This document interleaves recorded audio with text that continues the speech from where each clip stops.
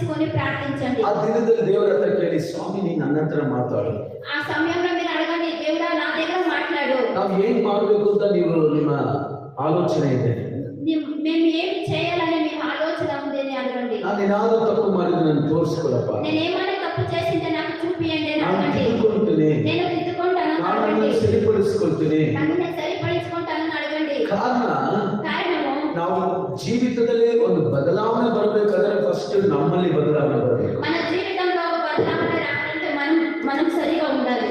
ನಮ್ಮ ಜೀವಿತ ಬದಲಾಗಬೇಕು. మన జీవితం బదలు కావాలి. ಬೈಬಲ್ ಪದೇ ಪದೇ ನಮಗೆ ಬೋಧಿಸುವಂತದ್ದು, బైబిల్ మమ్మల్ని పదే పదే బోధించేది ಹೊಸಬರಾಗಿ